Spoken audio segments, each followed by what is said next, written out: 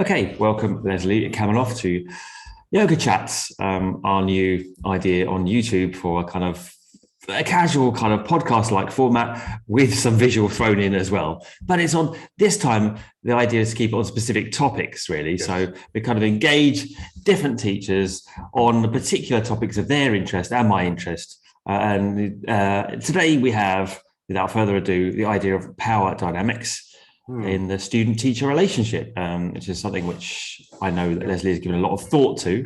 Actually, and a lot of teachers have, obviously. I've given a lot of thought to it as well. Yeah. Subsequent to, at least to Leslie mentioning that we might talk about it, I have. But no, I had previously as well. So I suppose I've jotted down a few things here, Leslie. And, how do we enter this? I suppose we enter it maybe by saying, well, in a very general sense, what is the teacher now? If we're not a guru, if that's a redundant model, right? Yeah. As yoga has come over to the West, if that relies on a constant interaction between teacher and student, which is inappropriate and irrelevant these days, what is the yoga teacher? Are they just an asana teacher? Is it something more than that? What is our role of a teacher? Are we teaching something emotional? Are we teaching simply the information? And the role, I suppose, of, finally, I might say before handing over to you, what is the role of expertise and hierarchy? Because I think we're increasingly kind of reticent to talk too much about hierarchy and, differing roles on this matter, and more likely to see ourselves these days in a kind of literal democracy where everyone's completely equal and no one knows more than anyone else, which is kind of great in a way. And it, potentially kind of misses some kind of potholes. But on the other hand, if that's the case, then no one really learns anything, if everyone's equal and your teacher's just your mate, then they'll kind of enable you to do whatever you fancy doing. And that's kind of what I see increasingly, I suppose, in yoga centers. The teacher is some kind of glorified enabler, because you've been kind of slightly emasculated, well, not emasculated exactly, but for female teachers, excuse me, but it's certainly depowered. So the teacher is not only not a guru now, but really in a lesser position sometimes, I feel, than the student who actually calls the shots. So I know you have some unpopular things to say about this, so I'm looking forward to it. Fire ahead. Yeah, well, I can't open my mouth on this topic without getting in trouble. So great. Let me just say in advance, I'm well aware of the fact that this can be a rather triggering discussion for people, and I am quite aware of the fact that people have sensitivities around these issues based on their own personal experience or people they know or have heard about, or on based on their own philosophies that would cause us to see these issues through a certain lens. So there's a lot to unpack in what you just said, and my training really, personally, how I've come to the views that I've had, and the way I like to communicate as an educator, first of all, is very Socratic.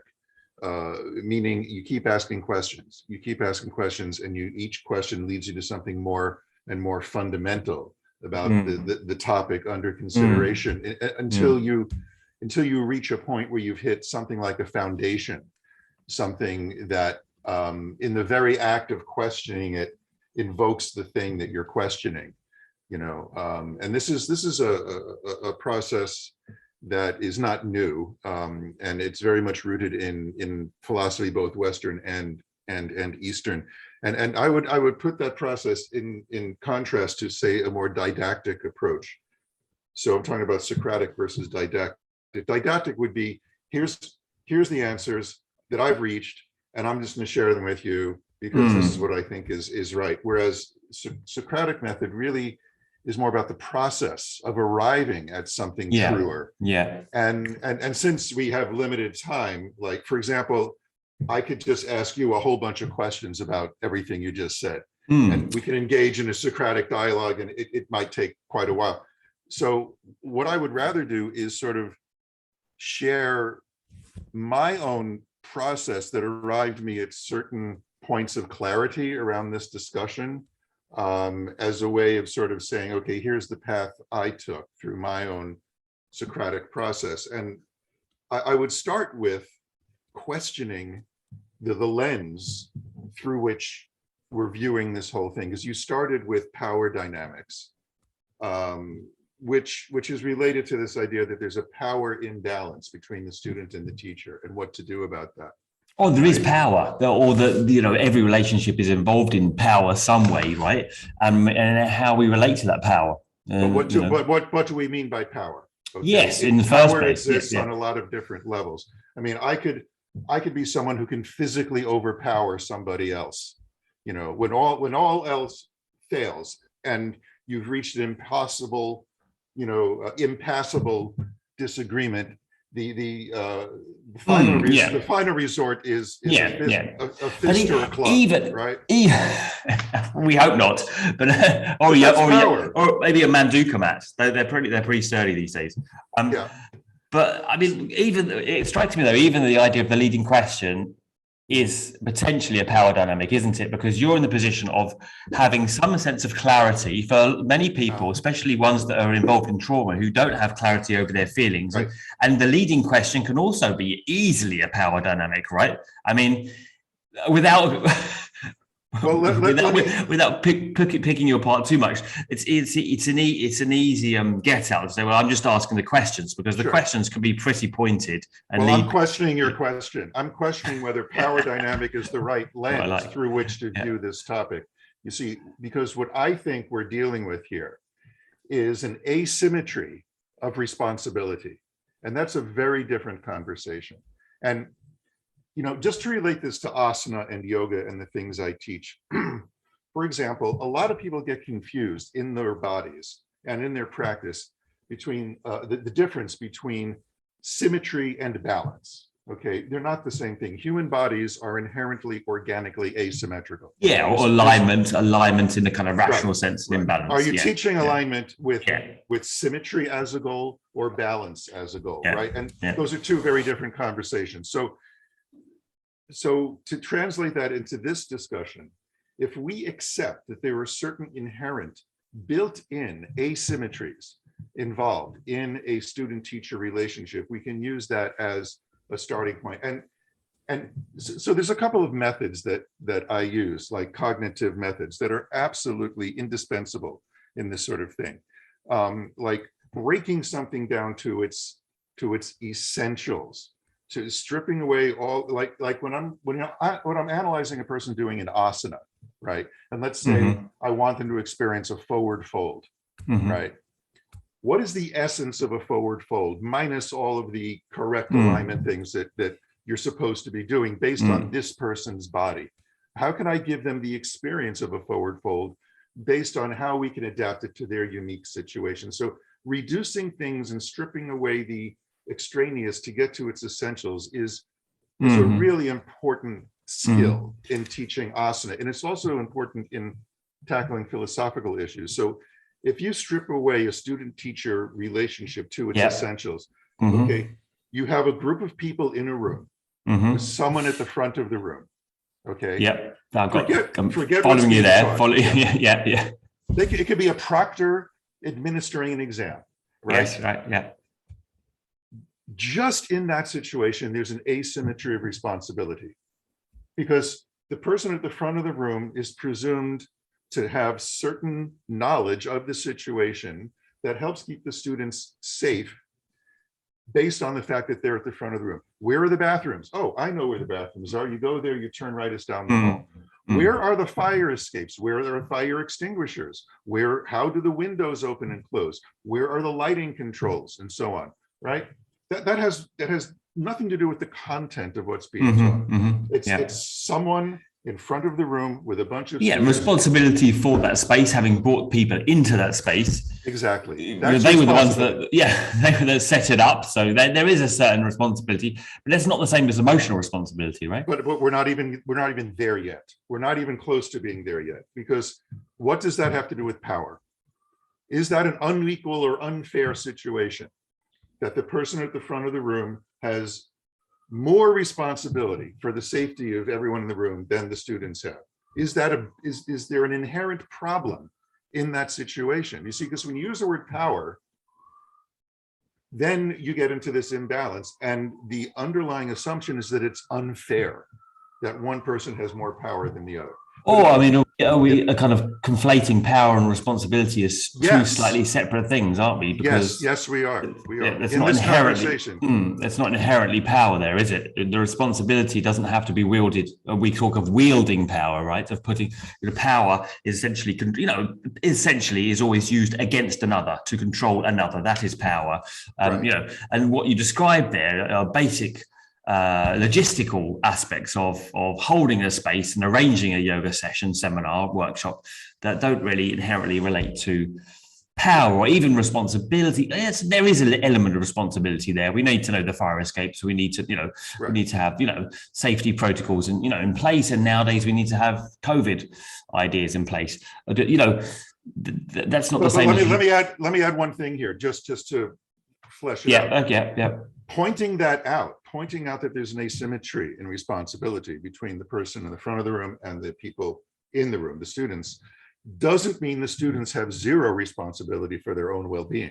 Well, yeah, I mean, right. I think this is where you've been caught on before, because as I remember from our last podcast, the kind of, I think there is a current, definitely a current polemic that says that the student has zero responsibility in the room. The teacher has to wear kit gloves, utter kit gloves, that they may trigger. I mean, this is the particular kind of where it's going. Let me just one second. So therefore, the student may be triggered, may be traumatized. The teacher has to somehow avoid doing that while still teaching something, and somehow also know how the student is feeling, and I think it's Karen, you go first. Actually, I'll I was going to key off of where you were going with that, because another indispensable cognitive tool for getting clarity in these situations is to take things to the logical extreme of an argument, right? You've been reading too much Plato recently, haven't you? Well, you can definitely read too much Plato, for sure, because his Republic is not a place I'd want to be living in. But the point is, what would it actually look like if the student had zero power or responsibility in a situation, right? What would it look like? Because we have to remember that we are making choices all the time that we don't know that we're making sometimes, but we become more aware of them in yoga practice. Like, it would look, if the teacher had 100% responsibility for the student's experience and the student had zero, the student would have zero agency in that situation. They wouldn't be able to choose even when they're breathing or what they're thinking or how they're responding to something. It would literally look like the teacher taking this posable mannequin and putting it in a position and telling it when to breathe and what to think and what to feel. If yoga is about responsibility, or at least connecting with oneself, so gaining autonomy or integrity with oneself, then obviously there's no possibility of yoga happening within those constricts, right? Right, and this goes back to your first thing. You said, what would it look like in the other direction if the student had 100% utter responsibility? There'd be no teacher. There'd be no need for a teacher, and there'd be nothing on the plate other than what the student already knows or knows how to do. Because that would look like the student programming some digital mannequin to say exactly what it is that they wanted them to say or what they thought they should be saying. And the teacher would have zero agency in that situation. Thus, there would be no need to have a student-teacher relationship. So it could never be zero on either end of the equation. I mean, it's an incredibly subtle kind of line to balance on, isn't it? And and without kind of ending up in the simple. Is that some kind of Gatorade you're drinking there? This is just a blue glass with water. That's what I thought. Yeah, I was just taking the piss. The water is clear. The glass is. Yeah. Wake up it's 9 a.m. with Leslie. He starts off with a Gatorade. Don't quote me. The contents of the cup are perfectly transparent. It is the coloring of the. It's the coloring of the cup. Yes. There's a lesson there. Yeah. But okay. So I suppose it's like the idea of responsibility and also relationship, because if we're trying to have a real relationship with someone, then that involves an element of responsibility on both sides. Now, we obviously have some responsibility not to be just an asshole, like in terms of there's easy ways to trigger people, and And I think back in the 90s, I think one wasn't so aware and, used to say stuff like, well, if you can't do this, just do this. And, there's less skillful ways to kind of, to say things, and there was less awareness around it. But I think we're kind of, as we tend to in society, swinging to the opposite direction now. Are you worried to say anything because it might have an effect? But the other thing is the teacher shouldn't know and ought not to know exactly the contents of the student's emotional and psychic baggage and history. That's not appropriate in the first place. So that belies the fact. You don't need to know the details of anyone's story. You just need to know that everyone has a story, and right. everyone responded to their history, to their development, to the conditions that made them who they are in a certain way. Those are the things that someone didn't or couldn't have chosen about themselves. You see, this goes to a very closely related topic about identity. And that's a whole other philosophical. Yeah, we've got enough on our plate. What comes to mind there is, we don't inherently need to know about what's going on. No. Everyone, as you're right, everyone has. We're not shrinks. It's not our job to know that. Yeah, exactly. And everyone has a backstory and to differing degrees of horrendousness, and everyone has pain and suffering in their lives to differing degrees, right?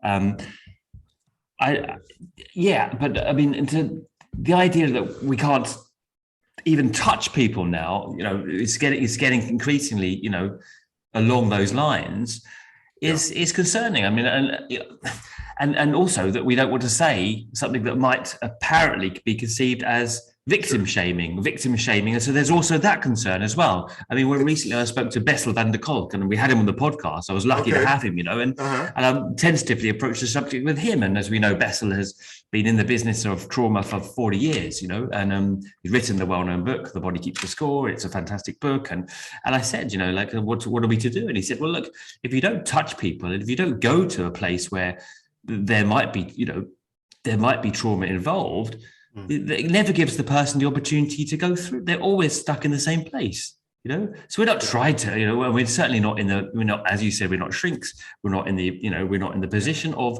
trying to kind of crazy wisdom ourselves to giving someone some kind of, catharsis in the, that's maybe a hubris, but nevertheless, the yoga room should be should present a possibility for change and transformation. And within that context, there's always an element of danger, and within change, there comes danger, Sure. And if you walk out your door in the morning, there's an element of danger. You're assuming a certain amount of risk just by getting out of bed, So but it does come down to the responsibility of looking at responsibility of the teacher and student, which means looking at the relationship of the teacher and student, I feel, and say, what is a reasonable relationship?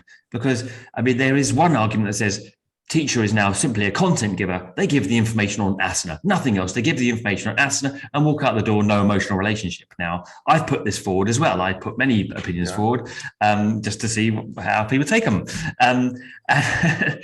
But I don't feel completely convinced of that opinion because I can think my way there. But on the other hand, I'm a person, an emotional person. That defines our state of being, that we're emotional people with a living context. And the person we're relating to is the same. And as your workshop recently that you fantastically gave with Keen on Yoga, your teacher, TKV Desikachar, was very much talking about the emotional relationship of person-to-person yoga, more than the content, more than the information given or the alignment. The fact that two people in a relationship causes profound transformation, And so the teacher, I feel that it's a disservice to the role, stopping the teacher simply at information giver, because then it's like, well, you may as well just, I don't know, signed up to the adult education course. It's a silliness. But on the other hand, there's a concern about being too emotional with the students because, it's not our, there's transference, there's some kind of codependency there, so there's this concern, but it is emotional. And in my experience of yoga and in my experience of how, what do we call it? I'm not going to say counseling, psychotherapy, whatever. The biggest change in me has simply been in an emotional experience with the teacher where I feel like they are able to relate to me in an emotional capacity and hear and see me and acknowledge me as I am, And well, that's what Desikachar would just call relationship, the power of relationship. And first of all, let me point out that the willingness to ask these kinds of questions is what's most important, because by nature, we exist. And by we, I mean us in the business of yoga education. We exist in a very interesting kind of interstitial space professionally, because you alluded to it a few moments ago. On one end of the spectrum, you've got the medical people who need convincing that people's emotional lives have something to do with their physical symptoms, right? And on the other side, you've got the psychotherapeutic community who really need more of this idea that people's physical bodies have something to do with their emotional lives, right? And so you've got this split, this mind-body split, which is just, part of what plagues humankind to begin with, but it shows up as the polarization between these two perspectives. Because, when people are suffering, they go for help. And where do they go? Well, you tend to, go to someone who's an expert in your physical symptoms, or someone that's an expert in your mental or emotional symptoms. But what they both have in common is that they leave the body out quite frequently, the somatic aspect of it, but also that it's their job to be experts in what's gone wrong. And here we are in the middle going, hey, guys, duh. I mean, the mind, the body, the emotions, they're all one thing. And you create change on one level, it shows up as change in another. Suffering on one level that you may not be aware of shows up on the levels that you are aware of. And this is our perspective as yoga people. And so we, but just to finish the thought, if we can remember this, can also remember that it's our job to help people focus on what's still going right, not what's gone wrong.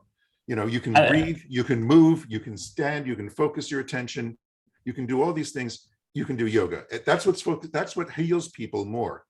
And I think also you bring up an important point that there's a tendency to go to a doctor to be fixed, right? More than a tendency, right? There's a tendency to go to the psychotherapist for them to tell you how to, like what's wrong and to have fixed you. And the same obviously shows up in the yoga world, and I mean, I think it's just, one question is, our precedents for relationships have been set up in the early years and they're very limited in the scope, right? Like we have a basic family structure and we try and fit in all other relationships to this family structure. So when we go to someone who seems to be in a power position, whether it be doctor, psychotherapist or yoga teacher, there's some kind of father or mother who we go to, generally in that capacity, well, they will fix me, that's our relationship. That they know the answers, and I mean, you must have been in that position. I've been in the position. And I think this is one problem with the yoga teacher is it's easy to get down that rabbit hole of being in that position, because when someone gives you that power, then what do you do with it, right? And people are more than willing to defer or abnegate responsibility because it's bloody easy, right? And then what do you do? And also, let me just finish this point. Then and this is the most interesting thing I think in terms of our conversation, or at least I find it interesting, is that you've got market dynamics, the market capitalism coming in on this role, whereas the yoga teacher now is competing essentially. If unless they don't, they're just doing it for the fun of it, right? And they've retired, they don't need money, they don't care if they don't have it, and the ego is fine. They don't care if they only have one student who comes every 5 days, and so they also are well aware that if they don't say something or give the next posture or answer the student's injury, with a tangible, do this, and it will get, we will be better, this will fix it. If they, someone else will down the road, right? So I think it's but you could use that argument to justify any kind of immoral action. Well, unfortunately, you could use the argument to justify a lot of medical. If I don't do it, someone else will. Yeah. So I might as well. I mean, look, would a vegetarian looking at a piece of steak say, well, it's already dead, someone else is going to eat it, so I might as well, so you have to have don't get me wrong. I'm not saying I'm going to do it just because someone else down the road. But I'm just saying there's the pressure there. There's the pressure there now because the student is more and more a client, and They're But looking. isn't that why we need ethics? Isn't that why we need values? Just as human beings, forget about who you are or what you do. I mean, because life presents you with certain opportunities, temptations, choices to make, some of which will take you closer to what you value as a human being, and certain things will take you further away from what you value. But you have to know. And how do you get value? How do you get value? Well, how do you find out value if you don't have it? You discuss it, which is what we're doing, which is why my fundamental premise with everything I'm doing here is just discussion. Because out of discussion, in the end, you start to get an idea of what you stand for. But when I use the word value, do you think of value in the marketplace, like what someone's willing to pay you for your knowledge, or do we think of our ethical No, when I'm talking about value, I'm talking about one's own integrity. Yeah. Don't get me wrong. I'm not a rampant capitalist here, and otherwise I probably would have gotten something more lucrative than teaching yoga. But I think it does complicate the issue when money's involved, and the ego is there for many who want to be a popular teacher, and it's definitely been there in my younger years a lot, to be popular, right? And also the financial wish is there to have enough students to be able to make a living, right? And also short-term gains that increasingly, if you don't give it, if you don't kind of make an impression that in 1 or 2 sessions, I'm aware of this now as well, that there's 100 other teachers who, they didn't really, he didn't really give me anything much, and he didn't really adjust me much, or he didn't get me to do that posture.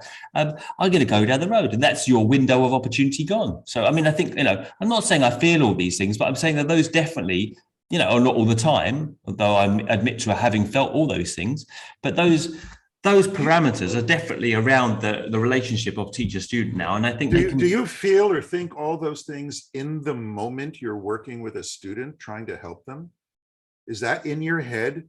Well, no, I've said I felt all those things. I don't say I felt all the time, or I mean, they have come up. I don't know whether at the time or on reflection, probably. But do they influence your behavior when you're interacting with and establishing a relationship with a student? Is that they're influencing your choices? No, they've never really influenced my choices, but I think that they do influence choices.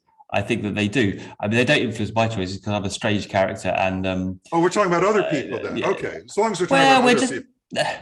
Well, I don't think. The thing is, I was always protected on a personal note because Teresa, my wife, had a full-time job. So that, I mean, and this is, the logistics of that is not a small thing. And I mean, I could think of a couple of well-known yoga teachers that have told me behind every yoga teaching man is, a strong woman, often supporting the situation, because yoga teaching is a volatile environment where you don't necessarily make money. Or a Maharaja. Krishnamacharya was insulated from certain market forces by the. But that's not. But neither is that good. Was the Maharaja. But that's not. But I mean, we're roaming all over the place now. But that's not necessarily a good thing either, because then it doesn't bring you down to reality. So I could be literal. I mean, for many years, literal in the Mysore rules and definitive and unrelated to what people wanted and people's needs, because I didn't need them, right? So it's very, very subtle.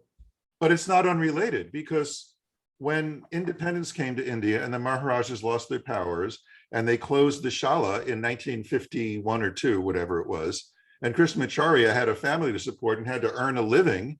And he changed as well. Exactly. He ended up in Madras. His teachings changed. He started working individually with people. Right. So, it's very relevant because, people often get confused about, wow, these methods are so different and they all came from the same guy. Well, look what was going on in his life at the time he was working with Iyengar or Patabi Joyce or Devi or Desikachar or Mohan, or Srivatsa Ramaswamy in later years. Very, very different situation. I mean, I think what we're looking for is a real relationship, the ability of two people. I mean, and you're never going to get that we're all students, which, is one argument to, very individualized yoga, and smaller groups than perhaps have been taught, including by me at a certain point. So you can actually, develop. And what does the emotional relationship look like? Well, I think that, and I'm playing devil's advocate a lot of this. I think it basically means someone being heard, feeling that their presence is acknowledged, feeling that what their body's showing up is somewhat acknowledged. And I don't think you need to delve into the nitty gritty of what happened in their childhood, etc. I don't think, just feeling that they have been seen and witnessed, that was my own experience in terms of healing, a great deal with yoga, with my teacher, but it is an emotional relationship. And I think it is in danger of swinging the other way. We definitely had in the 80s, 90s, the guru yoga teacher, still sometimes now. And, to a greater or lesser extent. And now we have, I think, the democracy, the yoga teacher as mate, where there's little hierarchy. Everyone's a yoga teacher, more or less. Anyway, they've done their training, and everyone's the expert. Like going to a doctor's these days, and they must drive the doctor mad. It's like, well, I've googled it, and this is what's wrong with me, and I just like you. I've done this myself for most of them. I just like you to refer me to X, Y, or give me this, right? And that's also frustrating, and and it also just kind of negates the possibility of change when you actually open up. But then how far do you open? Because you don't want to give over your power, but in order to come to a place where you're not, you have to empty your mind to someone you give some kind of trust in. Well, it's a torturous subject, and I don't have the answers. Yeah. Well, trust is an interesting word in this context, and that goes back to how willing we are to consciously, intentionally embrace a set of ethical standards for ourselves that we are willing to be held to by our own actions, and maybe by people who have a perspective that we can't have, like a mentor or someone senior to us who we're accountable to, and that's where we have. Sounds like a governing body. No, it does not. No, it does not. It sounds more like. Oh, you like the Yoga Alliance? No, I mean, the Yoga Alliance isn't just one thing, and they don't do just one thing in the world. And it's easy to throw rocks at them. And there are more than one of them. Yeah, right. But what I was getting at was that this is perhaps where we can learn something from the psychological professions, where all therapists really are accountable to their own therapist. It's called supervision. They have you have a supervising relationship, and if you're having trouble with, for example, countertransference with one of your patients, you get to talk about it with your therapist, right? And that is something that when I did some consulting work with the Alliance, I said, we have to bake this idea into the professional ethos of yoga educators, is that you should never be the ultimate person in authority in that situation to whom you are not answerable to anyone else. And that's what a guru situation is, that just waiting to explode when you are at the top of the pyramid, and nobody can criticize or question what you're doing because it's interpreted as disrespect and you get ostracized for it. That is the most psychologically damaging situation a human being could be put in, where they are the sole person in authority and don't have anyone who can question their behavior. We certainly need to move away from that model, and the natural workings of just reality has been doing that. What would the ethical standards look like then on a practical level? Well, you mean, how would you supervise them when you're not in the room? Or no. It looks like, if let's say, Adam, let's say that you're my mentor, right? And you and I have this relationship, and I'm having a difficult time with a student. Let's say this gorgeous female student has come in, and I'm having trouble with this dynamic because it's definitely bringing up old samskaras for me, right? And I'm feeling inappropriately attracted to this person. I have someone I can talk to about this. I can say, hey, Adam, I'm struggling with this. I just need to talk about it and talk it out. And you'll remind me, well, you have these standards and you have these values and you have these relationships that you're committed to, and it's just having someone outside of the dynamic who has some clarity about it. And you don't have to be a psychological expert to help me there. You just have to not be me, because you can see me in a way that I can't see myself, because you're out there looking at me and I'm stuck in here looking out, and it's that simple. It's having, this network of relationship that holds you accountable to what your values are when you're struggling to hold yourself accountable.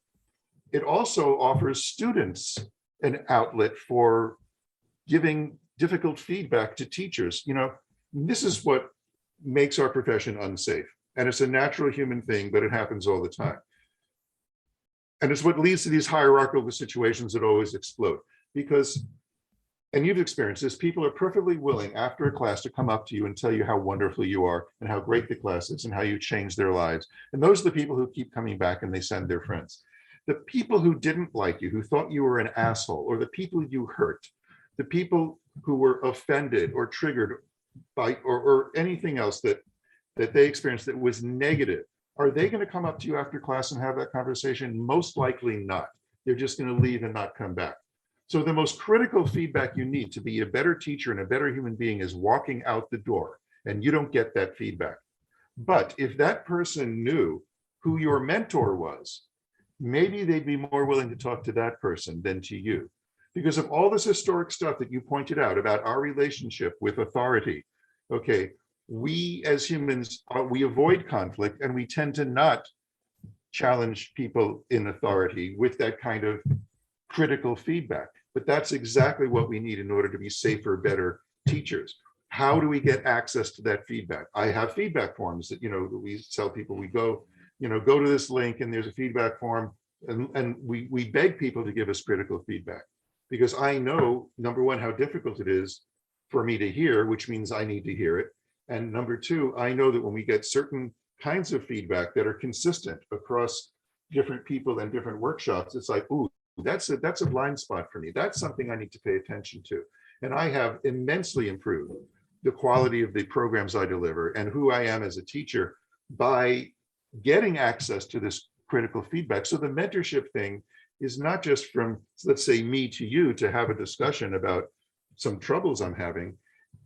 If it's transparent enough, the students know about it as well. They know who my mentor is, and they can say, "Hey, I know that Leslie is your mentee, and something happened in his class, and I'm not comfortable talking to him about it, but I thought I should tell you, and he did this or said this or touched me here or whatever." And then you can tell me, "Hey, something's going on," right?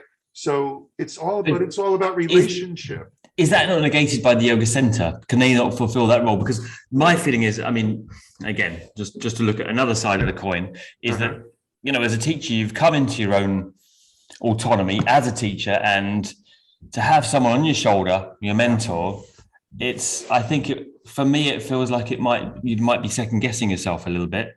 And I kind of feel that maybe, we have at Tri Yoga, for example, I worked for many years at Tri Yoga in London, and there's feedback forms everywhere, and there's reception, and people do, They do that. Trust me, they do all the time. So, I don't know whether we need an extra mentor exactly. Well, that's different, and I think also keeping the gates, situation. also it could potentially abnegates the responsibility of the teacher then and there to say, look, I am free to dialogue with you. This is not pedagogical exercise, and if you need me, or if and to just be direct and open with the student as well, and humble, and be able to.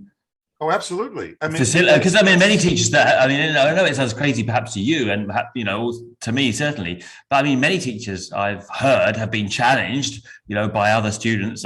Recently, I get messages all the time, and the teacher has, reacted in a very kind of hostile way to the challenges of, Sure. And often they're literally, very humble. I wouldn't be so humble as a student that's been injured literally by a teacher, and they're just saying, well, I feel like I've been injured, and the teacher kind of gets angry. Well, I understand that. Yeah. But you see but that's the attitude that even if you put that attitude across, it's still difficult for people to have these conversations, because sometimes it takes a while. sometimes. But also it takes the responsibility of the student as well, because there's many students out there who will, how do I phrase this? There's students who also will exploit the situation, Absolutely. and just as teachers will, and they can, and they've had a bad experience, not because of the teacher, but because they're having a bad experience, right? Or, and there's been many situations. But that's where you use discrimination. That you can never be excused from applying discrimination to a situation, and the difference between someone who's abusing the situation for their own means or for some personal vendetta or whatever, or look, people get triggered all the time by various things, and it's like, okay, yeah, clearly this person is very, very sensitive about this or that, and something the teacher said, triggered them, and they're lodging this, complaint or whatever it is. And it's like, okay, great. That's good to know that there's people out there that are that sensitive.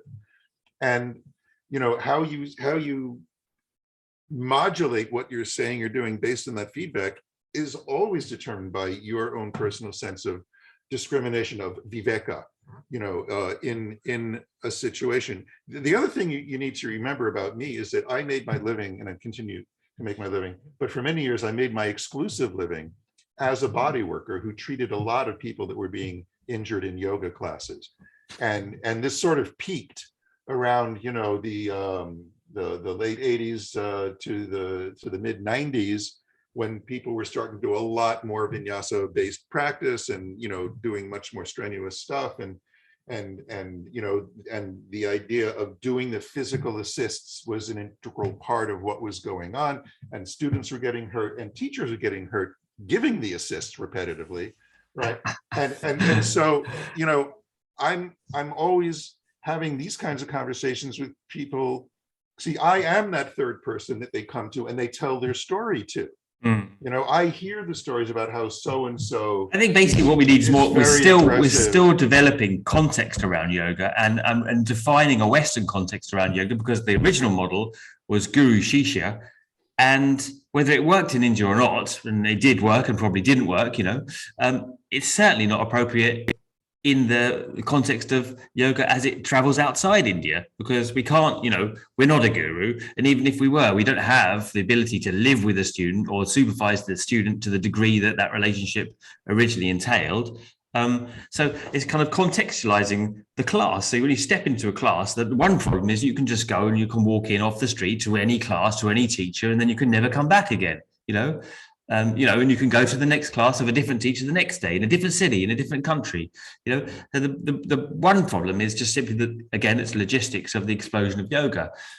Secondly, the classroom itself hasn't generally no context around it, that the teacher will stand at the front and then they will say, if you're lucky, you'll get their name. I'm thinking about somewhere like, a big yoga center like I worked in, and, they don't know the name of the student doesn't know the name of the teacher. They don't often even know the name of the class style that they're doing, right? But they're trusting the center to have qualified people. It's the reputation of the center that's on the line there, isn't it? But I think one thing that the center has, obviously, that's a responsibility which is impossible to hold, right? That, completely in one, that's a slightly polarized or extreme version of giving over responsibility. The other thing is there's been no context in the class. That the idea that the whole thing is a suspended disbelief in a way, that, like you're in a kind of role play, really, where the teacher is in a certain role and you as the student are inhabiting a certain role with a certain responsibility for yourself within that role. And then you can actually parlay in relationship. But it takes a lot to get to that place. And I think when yoga is simply taken as that's the 5:30 slot, and that class fits with me now because I finished work, and that's how it's being, continually being consumed now. It problematizes developing any kind of useful relationship, and it also throws into jeopardy or definitely danger the relationship of the teacher. Useful for what? In what context and for whom? Okay, if I want to get if I want to just get a little more active and feel my body and maybe sweat a little bit, and I get off of work at 5 o'clock and there's a 5:30 class I can get to, and I get what I need out of that, and I walk out the door and I'm fine, and I keep going back And that's all that I need, is to feel better about my body, to be a little more limber, a little stronger. No, but the thing is, if you're going to go down that line, well, I could pick that apart straight away, because you're not just, if you go to that class and then you go to another class, that will be what you're talking about. But if you say, and I keep coming back, that means you already have become involved in a useful relationship with a person who is giving you that experience, or facilitating you, or contextualizing that experience, right? If you were just going to it all over, right, just to get to sweat and feel your body, that would be one thing. But if you're coming back, then there's something about the person and the relationship between you two that is significant. But what if they swap out the teacher and I'm really there because of the time slot, and I'm still getting what I need? What is? Well, great. Either you get on with the teacher or you go find another teacher. But my point is that it's something about the teacher that keeps you sticking with this one particular class. Otherwise, human nature being human nature, variability being a passion of ours, we'd likely explore other options. Like, oh, this is kind of good, but I want to try But does that person really need a teacher? Does that person really need a teacher, or do they just need an instructor? Well, again, I mean, it's just kind of circling back to our original kind of conversation point in what is the role of the teacher? Are they simply a glorified enabler, or cheerleader for the situation, which is okay. A lot of teachers might not be that fulfilled by that though. Or is it something deeper? Well, I think we need to question the use of the word teacher to encompass all of these possible relationships. I've made a case from the very beginning, even before the alliance became the alliance, that there should be a distinction between instructor and teacher, and perhaps between teacher and educator. Just in terms of when you graduate from one of these 200-hour trainings, are you a teacher yet, or are you an instructor? Are you someone that's been taught what to teach and what to say, so you can get started on your path to becoming a teacher? I think there needs to be a little more nuance. What's the difference? I know you use the word educator. Yeah. I saw that first of all in your bio when I first interviewed you, and I was intrigued. What's the difference between a teacher and educator? Or is it just semantics? No, it's not semantics at all. I mean, look, when you're looking at the validity of any concept you're using, I think we need to ask some basic questions like, what are the facts of reality that give rise to the necessity for this concept as distinguished from that concept, right? And I was just pointing some of them out. Like, if a student wants to just go to a class and be led by a person in a live environment, as opposed to logging on or buying a DVD or a VHS tape or whatever. VHS tape, it's pretty old school. Yeah, well, that's travel back in time. Yeah, that's how it all got started. That's how a lot of careers got started. YouTube is the new VHS, right? So, but the point is, that person doesn't necessarily need a teacher, and it goes to the distinction between. They don't want a teacher either, and they ought not to be forced into the role of a deeper yoga either, right? Like they're offering something which is not relevant, which is true as well. You can definitely overdo the instructor thing. You can start lecturing people about their diet, about philosophy, about vegetarianism. And you're in the class and you just say, just give me the goddamn workout. That's what I'm here for, right? So, but that's the difference between. The difference between instructor, teacher, and educator, to me, is a difference between information, knowledge, and wisdom. All right, I would link those to each other. An instructor has information, all right, and they need to gather information from what they're doing. They need to pay attention. You can't just close your eyes, do your own workout, and have people follow along. You might as well just put a monitor on and hit play on a tape and just leave the room, right? So yes, but you're conveying information. The information that's conveyed to you in your training, you are sharing that with people so that they can join in and have an experience. And yes, you have to pay some attention to see what they're doing, so you can maybe give some basic corrections and just know if people are able to follow along or not. But eventually, if you pay enough attention to that process, you can make the transition from being an instructor to a teacher. That's where your information turns into knowledge, meaning you've taken all the observations you've made and you've been able to broadly categorize them into useful concepts and maybe understand some of the fundamentals of anatomy or biomechanics or the subtleties of alignment instruction and all of that. So now you've taken your information and turned it into knowledge. But knowing what to do with your knowledge, when to share your knowledge and when not to share your knowledge, and how to be skillful in relationship, that's where wisdom comes in. And that's where I think the transition between teacher and educator can happen, right? And I started using educator because I stopped using the word therapist. I had a problem with the word yoga therapist, which is a whole other discussion. But I think that it has to do with that sort of progression of information to knowledge to wisdom, because you can be the most knowledgeable person in the world and be very unwise about how you share your knowledge, you know. And Desikachar, my teacher, was a great example in that respect, because he had incredible information and amazing knowledge about the tradition and had tremendous experience. And his experience led him to be very wise about how and when he shared his knowledge. You know, I would go in very confused about a particular topic and asking some really difficult questions. And he was very Socratic about it. He didn't give me his answers. He engaged also in the because questioning process. They're not your answers, are they? I mean, exactly. He was interested in what my answers would be, yeah. which means he kept re-engaging me in questions. And that was very wise of him, you know, and it didn't in any way negate the information he had access to or his knowledge of the tradition. It was actually being very wise about what he said and what he didn't say. And wisdom with the knowledge that essentially the answer is unbeknown to him and it's in your body energy, you know, deeper than your mind, yeah. Right? And in the relationship of your body energy to your rational thinking, and it can never be touched or told to you by another, right? So which is why wisdom often looks like someone not saying things that they could have said. Or wisdom is really just holding a profound space, the ability to, I mean, like, and then, you know, going back to the idea of guru originally, that one idea around the etymology of guru is heavy, right?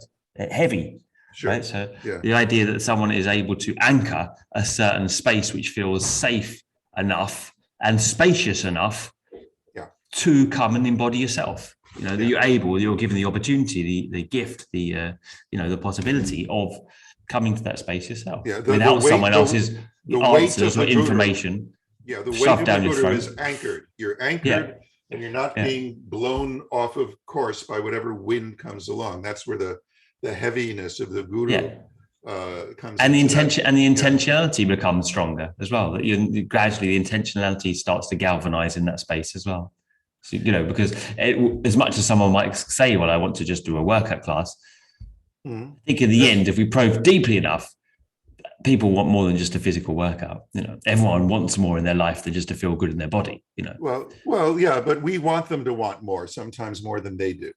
Yes, we kind of, so, yes, exactly. Because we've, you know, obviously we wouldn't be doing this if this stuff hadn't transformed us in a positive way.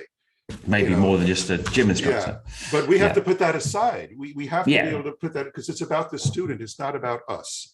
And that was one of the main teachings of Desikachar. The object of meditation for the teacher is the student. He would often say that, you know, it has to be about them, not about me.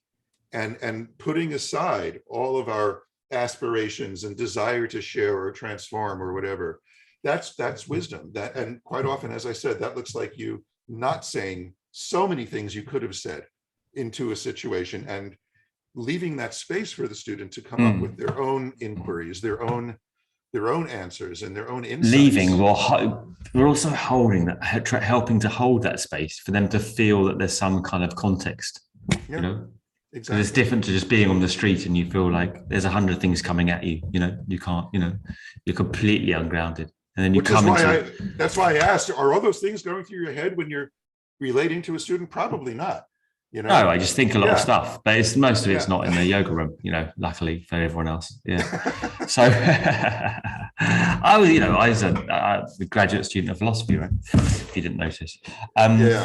So that's still my driving passion. Well, it's been a really nice chat. I don't know whether you have anything to say to wrap it up. I don't know whether we did wrap it up, but I mean, I hope no one was offended or triggered, but please, if you're watching this in the YouTube or on your VHS, if you can still transfer that to a VHS tape, Leslie will help you. Dad, then, you know, please comment and treat us kindly. We're just trying to understand the subjects ourselves, and really, I'm open to critical feedback. It's just and I just say whatever comes into my head. So it's just a question of trying to give openness to discussion, and if everyone can be open to discussion, we can all kind of gradually learn from each other and develop the healthy context of yoga as it transitions in this new phase of its evolution. Because it is always evolving, and it is currently evolving a lot. And we can't be stuck in the past. And but in order to envisage a better future, we have to talk about what yoga is and isn't as it goes forward, and allow it to go forward and transform as well. And we have to be willing to question our answers and question our teachers. Questions. Yeah, and also respect each other. Well. Thanks, Leslie, for coming on, and I look forward to speaking to you again soon. I hope. Always a pleasure, Adam. I like the intensity of the exchanges. I do try and be when intense. We're talking over each other. Yeah. I gave you some space, I hope. That's okay.